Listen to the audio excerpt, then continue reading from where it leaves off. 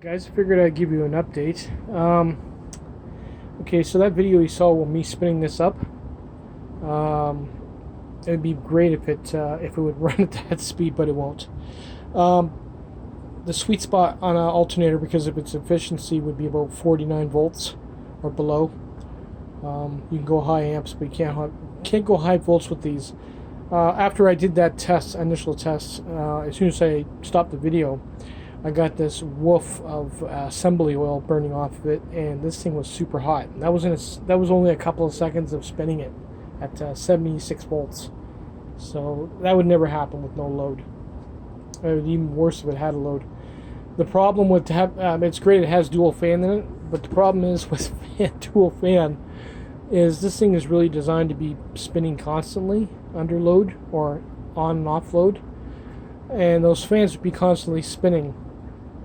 If you push it really hard with high amps and then or high volts, and then you come to the stoplight or whatever, and you stop the motor, I think it's just going to overheat, just like a car would if it had a bad heating system. Anyway, I've run into other problems with it, including this was the first problem I found with it. If I was using an alternator, that would have failed, because obviously it wasn't making contact with the rest of the casing. But there's no key in this. And when I had to put it in the vise to try and move the bolt, and when I try and torque it this way or that way or anyway, I've tried pretty much everything. The axle is just basically spinning free from the actual pulley itself, which is a joke. So it's not even keyed or anything.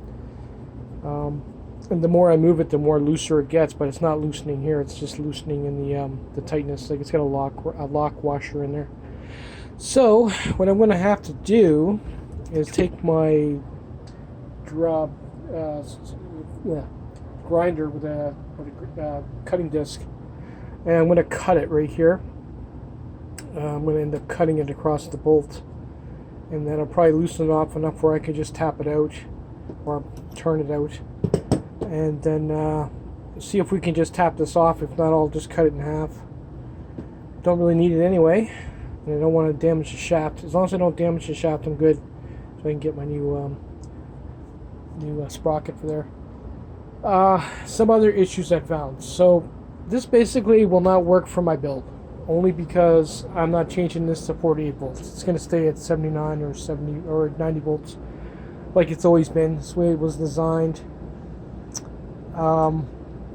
What I am going to do, though, is another issue I found is with Walmart, and we're going to test the theory.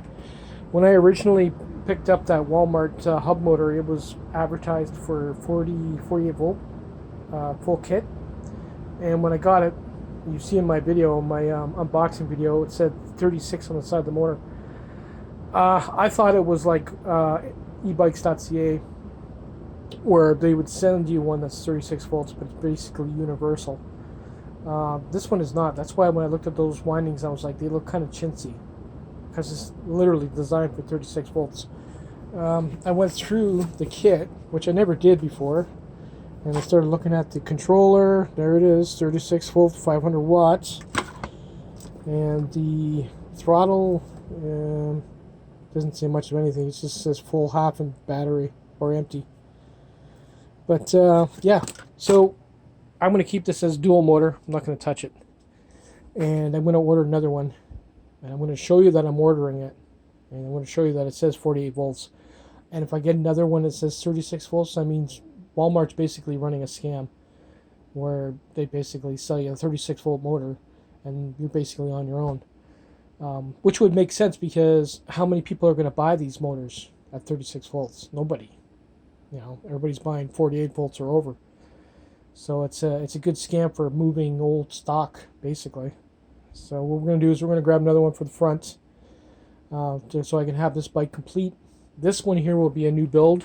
I'm going to head over to the Sports Exchange, and when they start selling their bikes outside, I'm going to pick up an old Rusty that I can sand and weld to, and we're going to build an alternator bike, which probably do about 60 at 49 volts with the right controller.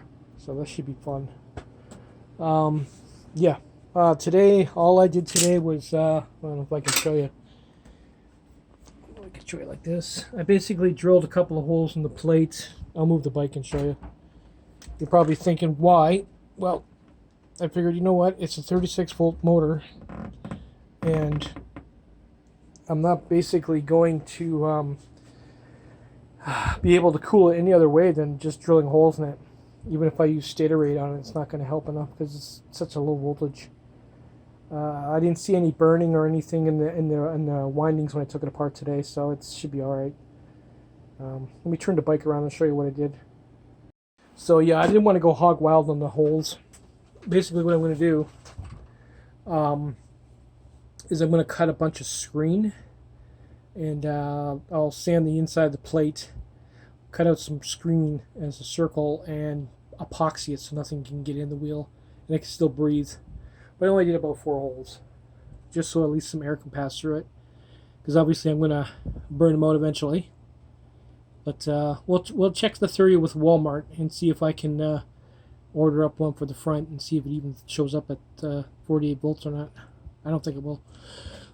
Anyway, if it's the same thing, I'll be doing that. I only did the one side for good reason. Brake dust is just some metallic stuff, and I didn't want that sticking in the motor. Same with this one here. I'll probably just put holes on this side, and I'll leave the rotor side plain, just so some air can pass through the motor. That's all I care about. But that's pretty much it. After that, after I get the next kit, I'm going to be picking up another battery from Amazon. It will be one like this, but at 51 volts at 18 amp hours. It'll basically, it'll be universal, so I could either wire this up so I can use it as a single pack here, and on my other bike when I build it. For when I build this one, it'll have a brand new lithium-ion pack. It should be pretty good. I'll probably end up using this throttle on it, and we'll cut the wires and wire it up for this monster controller, which will run at 49 volts. So we'll be all right. So all we need is a battery, a hub motor, and a junky bike. We're good to go. Later, guys.